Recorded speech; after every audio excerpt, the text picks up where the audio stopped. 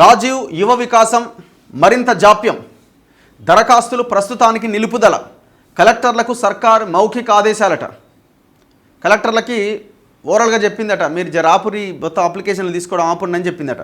రాష్ట్ర వ్యాప్తంగా ఇప్పటికే 16,23,000 అప్లికేషన్లు వచ్చున్నాయి. లక్షలోపు యూనిట్లు ఎక్కువగా ఇవ్వాలి అని ప్రభుత్వ యోచన. దరఖాస్తుదారుల అనాసక్తి. 3 నుంచి 4 లక్షల యూనిట్లకు 79% దరఖాస్తులు. సిబిల్ ఉంటేనే లక్ష పైన రుణం. బ్యాంకర్లు కొత్త మార్గదర్శకాలపై సర్కారు కసరత్తు. ఈ ప్రక్రియ పూర్తికి ఆగస్టు దాకా సమయం. విషయం ఏంటంటే, ఈ సిబిల్ స్కోర్ అన్నది చాలా డేంజరస్గా మారిపోయింది. ఈ సిబిల్ అనేది ఒక ప్రైవేట్ కంపెనీ. ఇప్పుడు ఈ దేశాన్ని ప్రైవేట్ వాడు నడిపిస్తున్నాడు ఒక రకంగా చెప్పాలంటే. మొన్న కార్తీ చిదంబరం అని పార్లమెంట్లో ఒక డిస్కషన్ కూడా స్టార్ట్ చేసిన. అసలు ఎవడి సిబిల్, ఈ సిబిల్ స్కోర్ని వాడెట్లా డిసైడ్ చేస్తాడు?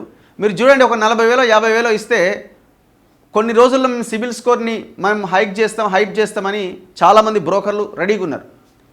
మరి ఇప్పుడు అది సిబిల్ స్కోర్ వాడే తగ్గిస్తాడు, వాడే పెంచుతాడు. మొత్తం మన బ్యాంకుకి సంబంధించిన డేటా, మన పర్సనల్ డేటా మొత్తం సిబిల్ వాడి దగ్గర ఉంటుంది. నువ్వు ఏదైనా షూరిటీ సైన్ పెట్టినా, ఇంకేదైనా సంతకం పెట్టినా అక్కడ రిఫ్లెక్ట్ అవుతుంది సిబిల్లో. నీ స్కోర్ తగ్గుతుంది, నీకు పొద్దున లోన్లు రావు. ఒకవేళ పొరపాటున వాడు ఎన్పిఏ నాన్ ప్రాఫిట్ దాని కింద వెళ్ళిపోతే నీకు అసలు పొరపాటున కూడా ఏం రాదు. మరి ఈ సిబిల్ అయినటువంటి ఎవడు? ఇప్పుడు ఈ రాజీవ్ యువ వికాసం పథకానికి కూడా సిబిల్ స్కోర్ని పెట్టారు. సిబిల్ స్కోర్ని లేదంటున్నారు కానీ బ్యాంకర్లు వినే కదా. బ్యాంకులు చాలా ఓపెన్గా సిబిల్ స్కోర్ ఉన్న వాళ్ళకే మేము లోన్లు ఇస్తామని చెప్తున్నారు. సో వీళ్ళు ఏదో చిన్న 2 వీలర్లు కొనో లేకపోతే ఇంకోటో ఆ సిబిల్ స్కోర్ తగ్గిన వాళ్ళకి వాళ్ళ లోన్లు లేవు. ఏముంటుంది, ఒక 2 ఈఎంఐలు కట్టకపోతే అయిపోయి దబక్కు మన కింద పడిపోద్ది. అది బిలో 700 ఏముంటే నీకు లోనే రాదు. ఇప్పుడు ఏమంటున్నారు, లక్ష లోపు తీసుకునే వాళ్ళకి సిబిల్ స్కోర్ ఏముండదు, కానీ లక్ష పైన లోన్ కావాల్సిన వాళ్ళకి సిబిల్ స్కోర్ కావాలని అంటున్నారు. ప్రతి ఒక్కరికి అడుగుతూనే ఉన్నారు. అది విషయం ఏంటంటే, ఈ అప్లికేషన్స్ అన్ని 50,000 లక్షకు అప్లై చేసుకున్న వాళ్ళు చాలా తక్కువ మంది ఉన్నారు. కనీసం వాళ్ళ టార్గెట్ కూడా రీచ్ కాలే. కానీ లక్ష పైన 3 లక్షల లోన్కు 4 లక్షల లోన్కి అప్లై చేసుకున్న వాళ్ళు మొత్తంలో 79% మంది వాళ్ళే ఉన్నారు. అంటే దగ్గర 16,23,000 మందిలో 13 లక్షల మంది వాళ్ళే ఉన్నారు. మొత్తం 3 లక్షలు 4 లక్షలు కావాల్సిన వాళ్ళు. సో గవర్నమెంట్ ఏమనుకుంటుందంటే, మనం పెద్ద మొత్తంలో 50,000 1 lakh ఎక్కువ మందికి ఇవ్వాలనేది వాళ్ళ ప్లాన్. రాష్ట్ర ప్రభుత్వం ప్రతిష్టాత్మకంగా ప్రారంభించిన రాజీవ్ యువ వికాసం పథకం అమలులో మరింత జాప్యం జరిగే అవకాశాలు కనిపిస్తున్నాయి. రాష్ట్ర ఆవిర్భావ దినోత్సవం సందర్భంగా ఈ నెల 2వ తేదీన తొలి విడత కింద లక్షలోపు యూనిట్లను మంజూరు చేస్తామని సర్కార్ ప్రకటించినప్పటికీ అది కార్యరూపం దాల్చలే. రాష్ట్రంలో నిరుద్యోగ యువతకు స్వయం ఉపాధి అవకాశాలు కల్పించి ఆర్థికంగా బలోపేతం చేయాలనే లక్ష్యంతో ప్రారంభించిన ఈ పథకానికి అంచనాలకు మించి దరఖాస్తులు వచ్చాయి. ఈ క్రమంలో అనర్హులకు లబ్ధి చేకూరకూడదని పలువురు మంత్రులు రేవంత్ రెడ్డి దృష్టికి తీసుకెళ్లినట్టుగా తెలిసింది. ఇప్పుడు ఇందిరమ్మ ఇండ్లు ఇస్తున్నారండి, అనర్హులు లేరా? ఇండ్లు ఉన్నోళ్ళకే మళ్ళీ ఇస్తున్నారు, ఉద్యోగాలు ఉన్నోళ్ళకి ఇస్తున్నారు, భూములు ఉన్నోళ్ళకి ఇస్తున్నారు. ఎందుకంటే అక్కడ ఆ ఇందిరమ్మ కమిటీ చెప్పిన వాళ్ళదే రాజ్యం. ఎవరా ఇందిరమ్మ కమిటీకి అధ్యక్షుడు? కాంగ్రెస్ లీడర్. కొంతమంది అయితే ఆ అధ్యక్షులు కూడా ఇందిరమ్మ ఇండ్లు పెట్టుకుంటున్నారట. సరే, అర్హులైతే పెట్టుకోవచ్చు. దరఖాస్తుల పునఃపరిశీలన చేయాలని ప్రభుత్వం నిర్ణయించినట్టు సమాచారం. ఇటీవల జరిగిన మంత్రివర్గ సమావేశంలో రాజీవ్ యువ వికాసం పైన నిర్ణయం తీసుకుంటారని భావించినా అలాంటిదేమీ జరగలే. పైగా రాష్ట్ర వ్యాప్తంగా దరఖాస్తులను హోల్డ్లో పెట్టాలని ప్రభుత్వం కలెక్టర్లకు మౌఖిక ఆదేశాలు ఇచ్చినట్టుగా తెలిసింది. దీంతో ఆగస్టు వరకు లబ్ధిదారుల ఎంపిక, యూనిట్ల మంజూరులో జాప్యం తప్పదని సమాచారం. లబ్ధిదారుల ఎంపికలో రాజకీయ జోక్యం కారణంగా కాంగ్రెస్ కార్యకర్తలకే ప్రాధాన్యం ఇవ్వడంతో ప్రజల్లో వ్యతిరేకత వస్తుందని వెనక్కి తగ్గినట్టుగా ప్రచారం సాగుతోంది. రాజీవ్ యువ వికాసం పథకానికి 16,23,000 మంది దరఖాస్తు చేసుకున్నారు. బీసీలకు 1,55,000 యూనిట్లు లక్ష్యంగా పెట్టుకుంటే ఏకంగా 8 లక్షల దరఖాస్తులు వచ్చినాయట. ఎక్కడి 1,55,000, ఎక్కడ 8 లక్షలు, సంబంధం లేకుండా ఉన్నది. ఎస్సీలకి 1,44,000 యూనిట్లు టార్గెట్ పెట్టుకుంటే 3,92,000 వచ్చినాయట అప్లికేషన్లు. ఎస్టీలకు అయితే 91,000 ఇవ్వాలనుకుంటే 1,83,000 దరఖాస్తులు వచ్చినాయట. ఇక ఈబీసీలకు 51,000 యూనిట్లుంటే 37,000 దరఖాస్తులే వచ్చినాయట. క్రైస్తవులకు 5,000 యూనిట్లు ఉంటే 4,604 దరఖాస్తులు మాత్రమే వచ్చినాయట. అంటే అక్కడ రీచ్ అవుతున్నది వాళ్ళది. ఎందుకంటే ఇవ్వాల్సిన యూనిట్లు 5,000 అయితే 4,000 దరఖాస్తులే వచ్చినాయి.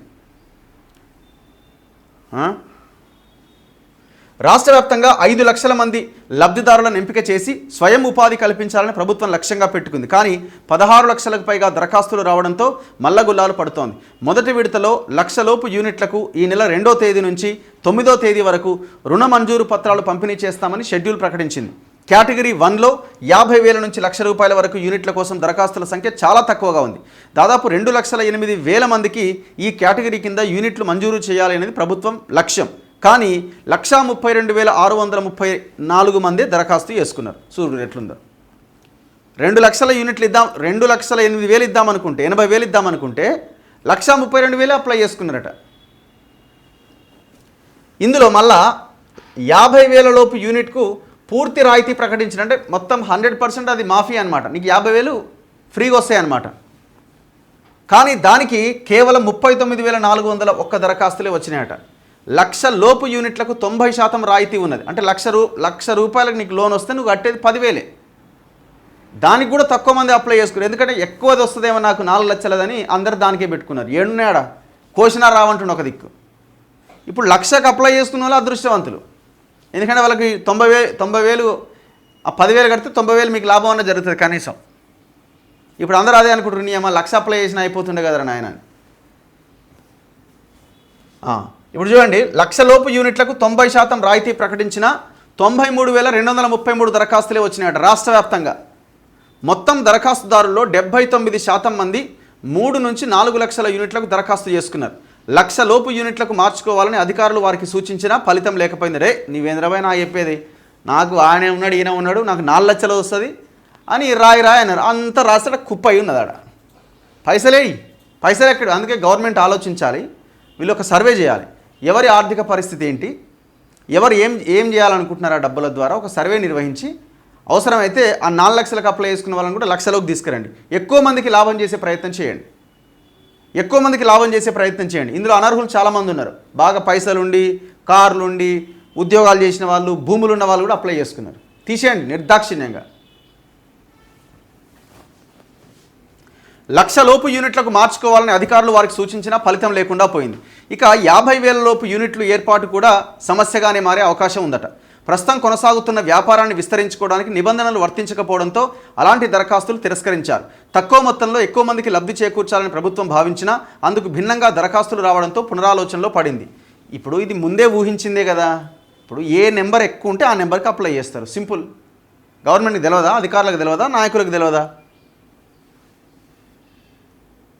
వ్యవసాయ అనుబంధ రంగాల్లో భారీగా పెట్టిరట. ఈ పథకానికి 21 ఏళ్ల నుంచి 55 ఏళ్ల వయసున్న వారు దరఖాస్తు చేసుకోవడానికి సర్కార్ అవకాశం కల్పించింది.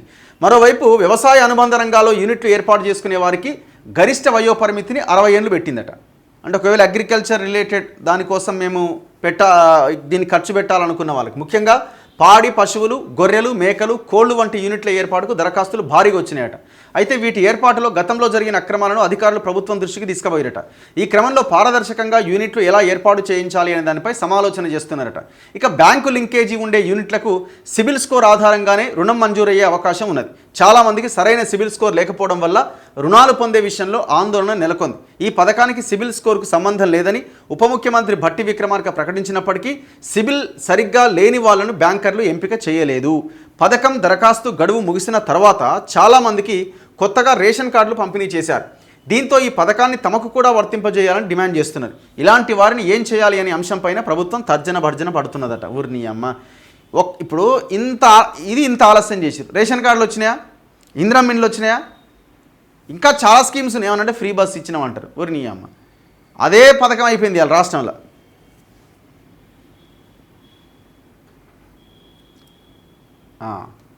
సో ఇట్లా రకరకాల సమస్యలతోని ఈ స్కీము 7 దాన్ని ఆగిందనమాట. పబ్లిక్ ఏమనుకుంటున్నారు, ఇప్పుడు యువ వికాసంకి అప్లై చేసిన వాళ్ళు ఏమనుకుంటున్నారో, వచ్చే 4 లక్షలు అనుకున్నట్టున్నారు. ఏడొస్తాయి? ల్యాండ్ లేని వాళ్ళ పరిస్థితి ఏంది అన్న. కాంగ్రెస్ పార్టీలో చోటామోటా లీడర్లకు తప్ప ఏమీ లేదట. ఇప్పుడు మీ ఊర్లో ఈ రాజీవ్ యువ వికాసం కానీ, ఇందిరమ్మ ఇండ్లు కానీ, లేకపోతే ఇంకేదైనా కూడా ఎవరెవరికి వస్తున్నాయి జెన్యూన్గానే ఇస్తున్నారా? ఏం పైసలు లేనిది సిబిల్ స్కోర్ ఎట్లుంటుందన్న? పైసలు ఉన్నాక లోన్ ఎందుకు పెట్టుకుంటాం? పైసలు ఉన్న వాళ్ళకే లోన్ ఇవ్వండి. సో పబ్లిక్ అడుగుతున్న క్వశ్చన్ ఇది. అసలు చాలామందికి ఆ సిబిల్ స్కోర్ అంటే ఏందో కూడా తెలియదు పాపం. ఇప్పుడు ఏదో 2 వీలరో ఏదో కొనడానికి పోతారు. ఆ ఈఎంఐలు వెనక ముందు కడుతుంటారు. వాడు ఏజెంట్ వస్తుంటాడు, ఒక 4 సార్లు అడుగుతుంటాడు, మళ్ళీ పోతుంటాడు, 2 నెలలు ఒకటేసారి ఇస్తుంటారు. ఇక్కడ సిబిల్ ఏముందిగా? సిబిల్ మొత్తం ఎన్నో 500 పాతాళంలో ఉంటుంది. అది ఆయనకు లోన్ ఏడొచ్చే? లోన్ రాదు ఆయనకు. అందుకే గవర్నమెంట్ ఆలోచించాలి ఇట్లాంటి వాటి విషయాల్లో. లేదు అన్నా వేస్ట్ అట. ప్రభుత్వ పథకాలు సద్వినియోగం కావాలి. పేదరికమే ప్రాతిపదికగా పథకాలు అమలు చేయాలి. ఏ లక్ష్యంతో ఇచ్చారో ఆ లక్ష్యం దిశగా వారు పనిచేసే విధంగా ఉండాలి. ఒక సింపుల్ అండి, ఒక స్కీమ్ ఇంప్లిమెంట్ చేయాలంటే ఒక గ్రామ సభ పెట్టాలా. ఒక గ్రామ సభ పెట్టి ఇప్పుడు పలానాయనకి ఇవ్వాలి, పలానాయన నిలబెట్టి ఈయనకి ఏముందా అంటే ఊరోలా తెగబడి చెప్తారు. ఆయనకు 5 ఎకరాల భూమి ఉంది, 10 ఎకరాల భూమి ఉంది, ఆయనకు గవర్నమెంట్ ఉద్యోగం ఉంది, ఆయనకి 4 కార్లు ఉన్నాయి, ఇవన్నీ చెప్పరా? ఆడ కూర్చున్న అధికారి వెంటనే టిక్ మార్క్ పెట్టవచ్చు. ఇదో పెద్ద ప్రహసనం లాగా చేస్తూ ఉన్నారు చూడండి. ఇందిరమ్మ ఇండ్లు భూములు ఉన్న వాళ్ళకే ఇచ్చిరట. వాస్తవం ఇది. చాలా దగ్గర నాకు కూడా కంప్లైంట్స్ వచ్చినాయి. కాంగ్రెస్ పార్టీలో చోటా మోటా లీడర్ లడ్డన్న వాళ్ళే ఏంది ఇది,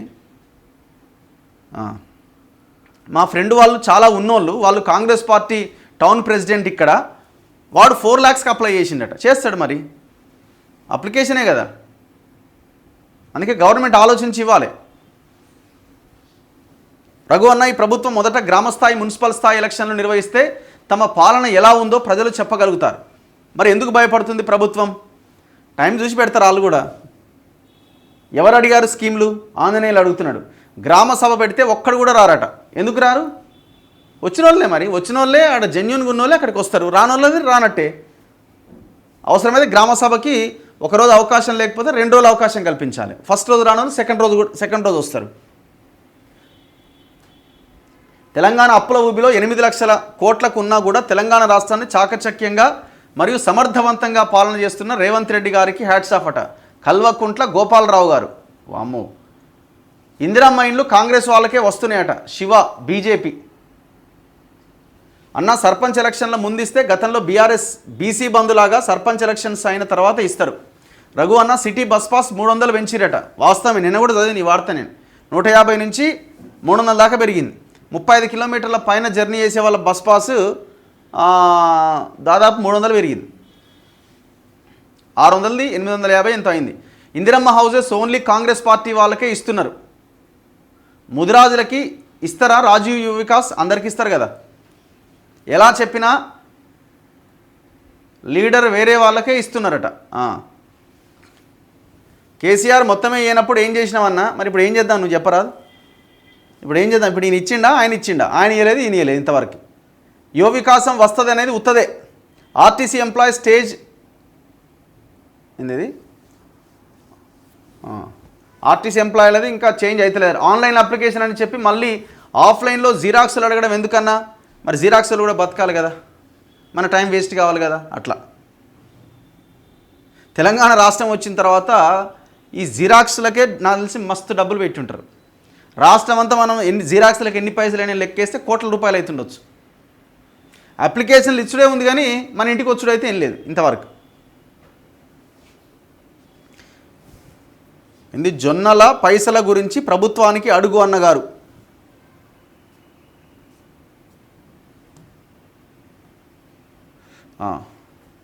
అన్న, కాంట్రాక్టర్స్ పెండింగ్ బిల్స్ అట. ప్రభుత్వం చేస్తున్న మంచిని కూడా కొంచెం చెప్పన్న. మంచి చెప్పడానికి లీడర్లు ఉన్నారు, మంత్రులు ఉన్నారు, ఎమ్మెల్యేలు ఉన్నారు, వాళ్ళ బహిరంగ సభలు ఉన్నాయి. వాళ్ళు అక్కడ చెప్పుకుంటారు ఏమేమి మంచి చేసిరో వాళ్ళు చెప్పుకుంటారు. మనం ఏం చేయలేదో దాని గురించే మాట్లాడాలి. ఆయన అద్భుతంగా చేసిండు, ఈయన సూపర్ చేసిండు, ఇట్లాంటి సబ్జెక్ట్ చెప్పడం వల్ల ఉపయోగం లేదు. అర్థమైందా? గుడ్ మార్నింగ్ రఘు అన్న, నేను ఇంజనీరింగ్ చదువుతున్నా, ఫీజు ఫ్రీ సీటు, మరి ఇప్పుడేమో మళ్ళీ ఫీజు కట్టమంటున్నారట. గవర్నమెంట్ 70% ఇచ్చింది, మిగిలినవి కట్టమంటున్నారు. దీని గురించి ఒక్కసారి మాట్లాడండి. పేదవాడికి కొంచెమైనా న్యాయం జరుగుతుందంటే అది కాంగ్రెస్ వల్లే అట. తెలంగాణ రాకపోయినా బాగుండు, రమేష్ వెన్నం. ప్రజల ఆలోచన ఇట్లా అయిపోయింది పాపం. ప్రజలు మారాలి, పుక్కట్ల ఏమొస్తుందని ఆలోచించే విధానం మారాలి. గ్రామ సభలు పెడితే ఒక్కరు కూడా రావట్లేదట. అన్నా, నిన్ను కూడా రాజకీయంగా చూస్తున్నారు, మీకు నచ్చిన విధంగా మాట్లాడండి. ఏముంటుంది బ్రదర్ రాజకీయం ఇందులో?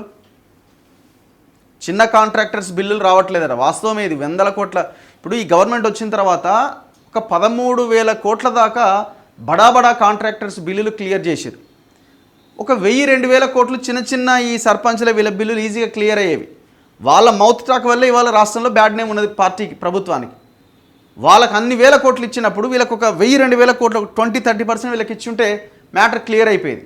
కానీ ఆడ కమిషన్ ఇస్తారు, వీళ్ళు ఇయ్యరు కదా. సమస్య అక్కడ వచ్చింది.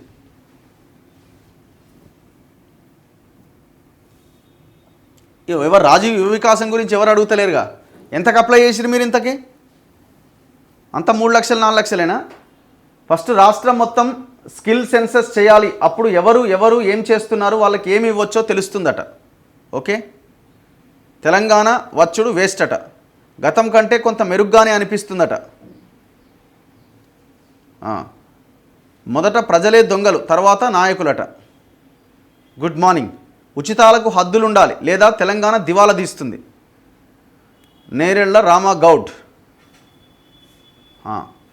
భరత్ కుమార్ అన్న కొంచెం ఉన్నది ఉన్నట్టు మాట్లాడకు, మళ్ళీ కిడ్నాప్ చేయగలరు నిన్ను. అంతే, అంతకుమించి ఏం చేస్తారు. కానీ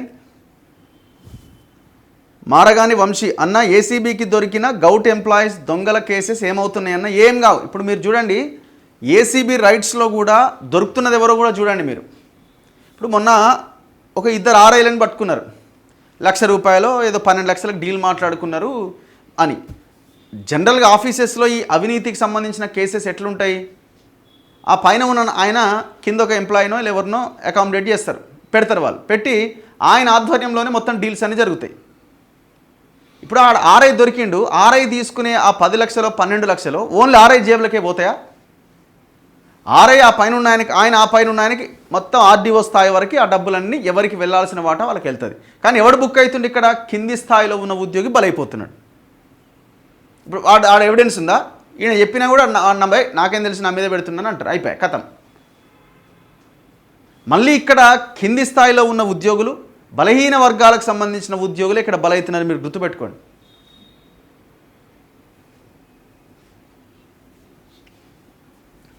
అన్న మందుల సామెల్ మంచోడట, మంచోడైతే మంచోడే, చెడ్డోడైతే చెడ్డోడే. తప్పు చేసినప్పుడు చెడ్డోడు, ఏం చేయనప్పుడు మంచోడు. భవిష్యత్తులో మీరు కూడా రాజకీయాల్లోకి వస్తున్నట్లు లేనా? రామ్, మేము ఇలానే ఉంటాం. రాజకీయ నాయకులని, కొత్త వాళ్ళని తయారు చేయడానికి ప్రయత్నం చేస్తాం. అన్న ప్రైవేట్ స్కూళ్ళ ఫీజుల మీద మాట్లాడండి, దారుణంగా ఉన్నది, వాస్తవం మీరు చెప్పింది. జస్టిస్ ఫర్ కాంగ్రెస్ కార్యకర్తాస్ మహేందర్ ముదిరాజ్ అడుగుతున్నాడు, కాంగ్రెస్ కార్యకర్తలకి న్యాయం జరగాలని కోరుతున్నాడు. కవిత డ్రామాలు బంద్ చేయాలి. 2 లక్షల పైన కట్టిన రుణమాఫీ పైన ఉన్న అమౌంట్ కట్టడం అన్నా కాదది. మాట ఇచ్చిరు, మాట తప్పిరు, గంతే. 2 లక్షల పైన ఇస్తాం, మీరు పైనది కట్టండి, టక్కుమని 2 లక్షలు అయిపోద్దని అన్నారు. కానీ దాని తర్వాత దాని గురించి మానేసారంటే చెప్పిండు కదా నన్ను ఘోషణ రాదని, అయిపోయా. అదే ఆన్సర్. ఇక 2 లక్షల రుణమాఫీ నాకు ఎందుకు రాలేదంటే నన్ను ఘోషణ ఏం రాదని అన్నాడు కదా ముఖ్యమంత్రి, అయిపోయింది. ముఖ్యమంత్రి గారు ఢిల్లీ తిరుగుడేనా? ఇది కూడా రైట్ పాయింటే వాళ్ళు అడిగింది. ముఖ్యమంత్రి ఇప్పుడు ఆ రాహుల్ గాంధీ వీళ్ళంతా కూడా తెలుసుకోవాలి, ఇక్కడ ముఖ్యమంత్రి ఇక్కడ పరిపాలన చేయాలి. మీరు అంటే 4 రోజులకోసారి 2 రోజులకోసారి పిలిస్తే మరి ఈడ తెలంగాణ ప్రజలు ఏమైపోవాలి? మీకేం పని లేదు కదా, మీరు రండి తెలంగాణకి. ఈడొచ్చి ఈడ సెక్రటేరియట్లోనో ఇంకో దగ్గర, సెక్రటేరియట్ అంటున్నా, ఆయన ఇంట్లోనో లేకపోతే ఇంకో దగ్గరనో మీటింగ్ పెట్టండి, మాట్లాడండి, ఓ 2 గంటలు మాట్లాడి మీరే వెళ్ళిపోండి ఇక్కడి నుంచి. ఇది అలవాటు అయిపోయింది బాగా.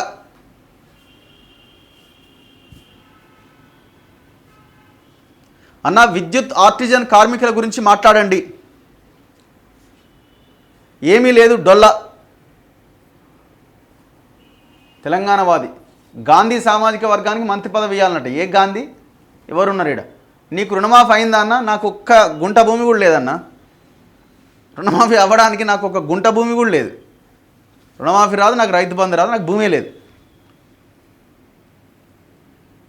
యువ వికాసం అప్లై చేసినాం, రావడం లేదు అన్న. ఇవాళ కేసీఆర్ విచారణ, అదొక పెద్ద ప్రహసనం, అది బల ప్రదర్శన కింద చేస్తున్నాడు ఆయన. విచారణకు రావయ్యా, నువ్వు ఆ కూలినప్పుడు నువ్వే ఉన్నావని అంటే మొత్తం పార్టీ శ్రేణులు అన్నట్టు హైదరాబాద్కి రావాలంటే ఏం చేయడానికి? 1,00,000 కోట్ల ప్రాజెక్టుని కూల్చేసి సిగ్గు లేకుండా మళ్ళనట దానికి ఇవాళంటే బ్లాక్ డే అట. Black day, brown day, green day పెట్టుకోండి పేర్లు, నచ్చిన పేరు. అన్న రుణమాఫీ 85,000 కాలే, రేషన్ కార్డ్స్ ఇంకా ఎప్పుడు ఇస్తారన్నా? ఇచ్చినప్పుడు తీసుకోవాలి. ఇప్పుడు ఏమన్నా ఎలక్షన్స్ ఉన్నాయిగా, లోకల్ బాడీ ఎలక్షన్స్, దాని ముందైనా ఏమైనా ఇచ్చే ప్రయత్నం చేస్తారేమో చూడాలి. అన్న వాట్ అబౌట్ ఇందిరమ్మ ఇల్లు? 65,000 రుణమాఫీ కాలే, రైతు బంధు ఇంకా రాదు, వస్తుందేమో మరి ఎలక్షన్స్కి ముందు. శ్రీనివాస్ గారు అడుగుతున్నారు. Unemployment issue please, job calendar కావాలి ఇమీడియట్గా. పేపర్లలో పెద్ద పెద్ద అక్షరాలతో వేసిన ఆ లిస్టు ఇంతవరకు అమలు కాలే. 2 లక్షల ఉద్యోగాలు అన్నారు, వాస్తవమే. మా అద్దంకి అన్నకి లేదా మినిస్టర్? బోడ నవీన్ అడుగుతున్నాడు. అద్దంకి అన్నకు లేదా మినిస్టర్ అంటే లేదు. వాళ్ళు ఎట్లుంటుంది? ఆ ఎమ్మెల్సీనే ఎట్లొచ్చిందని నాయన, అదే అడ్డుకుందామంటే ఆ ఎమ్మెల్సీ కూడా వచ్చిందన్నది, అదే దానికే విసుక్కుంటున్నారు. ఇక ముఖ్యమంత్రి మన మంత్రి పదవి వస్తే దూకి చచ్చిపోతారు, సూసైడే ఉంటుంది ఇక. ఎందుకంటే ఆయన బడనోళ్ళకి, ఆయన అంటే నచ్చనోళ్ళకి. ఇక్కడ నెక్స్ట్ 3 ఇంట్లో కూడా ఆయనకి ఏమైనా వచ్చే అవకాశం ఉందంటే కష్టమే నేను అనుకోవడం. ఎందుకంటే ఆల్రెడీ అదే సామాజిక వర్గం నుంచి వివేక్ ఇచ్చారు కాబట్టి కష్టమే ఉండొచ్చు, కష్టమే. ఇంకా విద్యా ఉద్యోగం కావాలి. కాంగ్రెస్ గవర్నమెంట్ ఉంటే సీఎం ఢిల్లీకి పోవడం ఖర్చు ఎవరు భరించాలి? వాస్తవమే అడిగింది, లక్ష్మీనారాయణ గారు అడుగుతున్నారు. రైతు భరోసా ఇంకా రాలేదు. 6 ఎకరాలు, 3 ఎకరాలకే ఆగిపోయింది. 6 ఎకరాలు ఎక్కడిది? కాంగ్రెస్ పార్టీ మొత్తం అబద్ధాలు చెప్పి గద్దెనెక్కిరు. అన్ని పార్టీలు అట్లనే ఉన్నాయి. నీకు భువనగిరిలో భూమి లేదా అన్నా? ఊరిని అమ్మాయి రెడ్డి గారు ఏడుందో జర చూడయా బాబు, నా పేరు కొట్టు, మా ఫ్యామిలీ మెంబర్స్ పేరు కొట్టి జర చూడు ఏడ భూమి ఉన్నదో. అరే ఉంటే ఉన్నదని చెప్తాం, ఉంటే తప్ప? ఇప్పుడు ఒకవేళ నాకు ఉన్నది అనుకుందాం, ఉంటే తప్ప? నేను లేదు కాబట్టి లేదని చెప్తున్నా. భువనగిరిలో భూమి ఉందట. ఇల్లు కట్టుకునే వారికి ప్రతి ఒక్కరికి కొంత హెల్ప్ చేయాలి. ప్రస్తుతం ఇందిరమ్మ ఇల్లు వేస్ట్ అట. అన్న ఆంధ్ర డిఎస్సి టైంలో తెలంగాణ టెట్ పెడుతున్నారట. 20% ఉంది. ఇది మీరు కూడా నిన్న కూడా చెప్పినట్టున్నారు, దాని మీద మాట్లాడదాం. అంటే ఢిల్లీ కంటే తెలంగాణ ప్రభుత్వం ఏం కావాలి? బ్లాక్ డే కాదట, బ్లాక్ డాగ్ డే అట. బాగుంది ఇది కథ. కేసీఆర్ బెస్ట్ అట. కేసీఆర్ బెస్ట్ కాదు, నాకు తెలిసి ప్రపంచంలో కేసీఆర్ అంత దరిద్రమైన పాలన ఇంకెవరు చెయ్యరు. మనము ఈ ఉచిత పథకాలు, రైతు బంధు సమయానికి వచ్చింది, రైతు బంధు అట్టొచ్చింది, ఇది కాదండి మనకు కావాల్సింది. తెలంగాణ జాతి సంపద మొత్తం కరిగేసిరు, మొత్తం నాకే అవతల పడేసిర్రు. కాకపోతే ఇక్కడ మాట్లాడుకునేది ఏంటంటే ఆ దొంగలతోని వీళ్ళు కొల్లుడైపోయి వీళ్ళు దొంగలాగా తయారైపోయారు. మన మన మన ఆవేదన, మన వ్యవస్థ అంతా ఇదే. తెలంగాణ వస్తే జీవితాలు బాగుపడతాయని తెలంగాణ తెచ్చుకుంటే ఒక ఆయన చేతిలో పెట్టిన నేను ఉద్యమం చేసినాను. ఆయన ఏం చేసిండు? మొత్తం భూముల మీద పడి నాకు అవతల పడేసిండు. ఒరియమ్మ, ఆయన తిన్న భూములు నేను కక్కిస్తాను, ఇంకొక ఆయన రెడీ అయితే ఈయన కోటేసిన ఏదో మార్పు అంటే ఈయన ఆయనతోనే కలిసిపోయిండు. లీడర్ ఏడుండి తెలంగాణలో? మళ్ళా నా ఇంటర్వ్యూ ప్లీజ్, తప్పకుండా.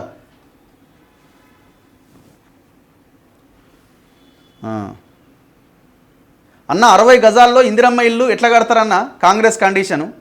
ఇప్పుడు ఇది 600 స్క్వేర్ ఫీట్ మించొద్దని చెప్తున్నారు. ఇప్పుడు ఆయనకి 700 స్క్వేర్ ఫీటే ఉందనుకుందాం ప్లేసు. 100 గజాలు ఉంది ప్లేసు ఊర్లలో 100 గజాలు అనేది మినిమం ఉంటుంది కదా.